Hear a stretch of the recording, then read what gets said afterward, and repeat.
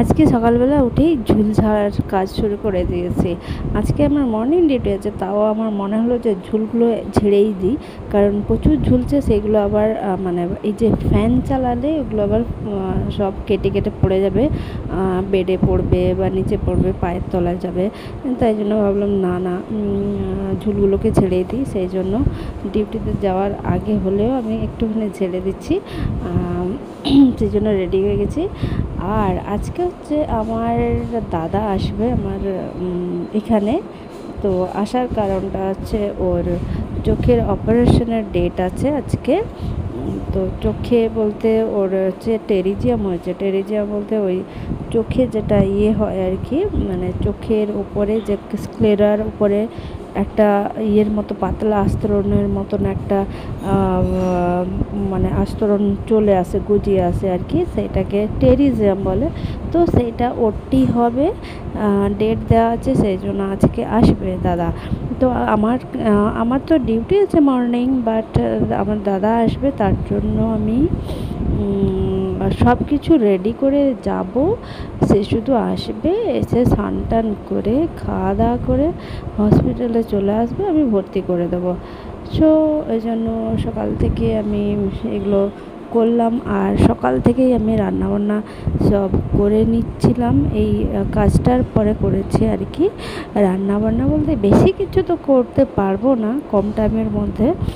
সেটা হচ্ছে যে ভাত, ডাল আর আলু সেদ্ধ করে ওটাকে পেঁয়াজ আর লঙ্কা দিয়ে মাখিয়ে দেবো। আর একটা হচ্ছে কুঁদরি আছে, কুঁদরি ভাজা করে দেবো। আর ডিম আছে, কিন্তু ডিম ভাজা তো এখন ভেজে দিলে সেটা একদমই পরে খেতে ভালো লাগবে না। ডিম ভাজা সবসময় গরমই খেতে ভালো লাগে, সেই জন্য ডিম ভেজে রেখে দিয়ে যেতে পারবো না। তো এইটুকুই আমি মেনু আজকে করব।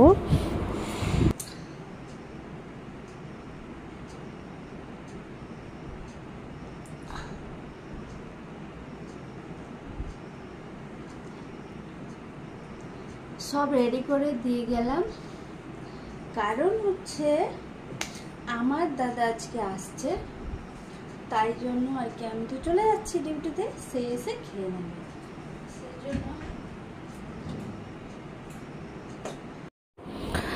ওইদিকে রান্নাবান্না কমপ্লিট হয়ে গেছে, এখন আমি নিজে রেডি হচ্ছি। তাড়াতাড়ি, খুব কম টাইম আছে, 10 মিনিট কম, 10 মিনিট মতো বাকি আছে। আমি তাড়াতাড়ি করে মুখ টুক ধুয়ে চলে এসেছি। সকালবেলায় কিছু খাওয়ার টাইম হয়নি, তো নিয়ে যাব সেটাই, সেখানে গিয়েই খাবো। আর জল টল ভরে নিয়েছি, আমি শুধু জাস্ট ড্রেসটা পরবো আর ছুটবো এক্ষুনি আর একটু পরেই। তো রেডি হতে একটুখানি টাইম নেই, আর বাকিটা আমি মানে ছুটে ছুটে চলে যাই। তো ব্যাগটাই তো অলরেডি রেডি আছে। ওটা আমি দেখাচ্ছিলাম আমার দাদার যেটা হয়েছে আর কি, চোখে ওই লেফট আইয়ে আউটার কর্নার থেকে পুরো চলে এসছে লেয়ারটা, অনেকটা পুরো এই দিকে চলে এসছে, পুরো কর্নিয়া পর্যন্ত চলে এসছে। এতদিন থেকে আমাকে বলেছিল অনেক দিন আগে, বাট এতদিন চলে এসছে আমি তো ভাবতেই পারিনি। তারপরে যখন দেখালো একদিন, তারপর দেখছি ইমিডিয়েট ওটি করতে হবে। এবার তারপরে দেখালাম, যদিও বা তাড়াতাড়ি ডেট দিয়ে দিল একদম, তাড়াতাড়ি করে, মানে এত দেরিও হলো না, 1 সপ্তাহের মধ্যে ডেট দিয়েছে। তো সেই জন্য, নাহলে পুরোটা চলে আসবে, এত তাড়াতাড়ি ওরা চলে আসছিল চোখের এদিকে। ওটিতে হবে বিকেলের দিকে, ইভিনিংয়ের দিকে, কালকে হয়তো ছুটি দিয়ে দেবে, সেই জন্য আর কি। আর আমার দাদার ওই ওটিটা আরেকবারও হয়েছিল, মানে অন্য একটা চোখে হয়েছিল, আরেকটা চোখে, ডান চোখে, সেটা বাইরে করিয়েছিল, ঝাড়গ্রামে এখানেই করিয়েছিলাম, কিন্তু বাইরে থেকে। তো এখন প্রচুর ভালো ভালো ডাক্তার এসছে, এই যে আগের সপ্তাহে দেখিয়েছিলাম, 1 সপ্তাহের মধ্যে ডেট দিয়ে দিয়েছে, কিন্তু আগের মঙ্গলবার দেখিয়েছিলাম, তো আজকে সোমবার ওটির ডেট দিয়ে দিয়েছে। তো অনেক রকম ভালো ভালো বলতে অনেক ডক্টর আছে, তো সেই জন্য আর বাইরে নয়, হসপিটালেই করাবো। তাই জন্য আগে ছিল না ওলা, সেই জন্য আমি বাইরে করিয়েছিলাম।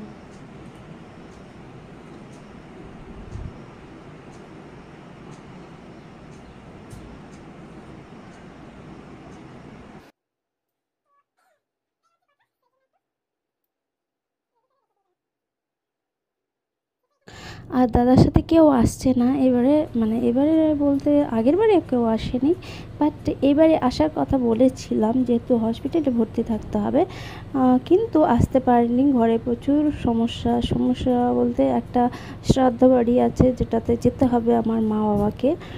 আমার খুব কাছের একটা শ্রাদ্ধ বাড়ি, আমারও যাওয়ার কথা ছিল, ওখানে যেতে পারলাম না। আমাকেও কিন্তু যেতে বলেছিল আর কি, তো যেতে তো পারলাম না। এখানে যেহেতু চোখের অপারেশনের ডেট পড়ে গেছে সেই জন্য। আর আরেকটা হচ্ছে আমার বৌদিরও আসার কথা ছিল, আসতে পারেনি। ঘরে তো কাউকে থাকতে হবে, আর থাকতে হবে, শুধু থাকতে হবে তো নয়, তার সাথে একটা ঝামেলা আছে, সেটা হচ্ছে যে বাদাম তোলা হচ্ছে, বাদাম তোলা হচ্ছে। আর এদিকে বৃষ্টির ওয়েদার আছে, এবার যদি না তোলা হয় তাহলে সব বাদাম সব নষ্ট হবে, জলে চলে যাবে। সেই জন্য বাদাম তোলার কাজে সে থেকে গেছে ওখানে। আর হচ্ছে আমার দাদা এদিকে চলে গেছে, আমার মা বাবা সেদিকে চলে গেছে, সবাই এদিক ওদিক চলে গেছে। সো ওই জন্য আমার দাদার সাথে কেউ থাকার লোক থাকবে না, আমাকেই আমি পুরোটা হ্যান্ডেল করবো আর কি, পুরোটা দেখে নেব। একদিনের কোনো ব্যাপার না, কোনো ম্যাটার না। তো সেই জন্য ওকে, দেখা যাক কী হয়। তারপরে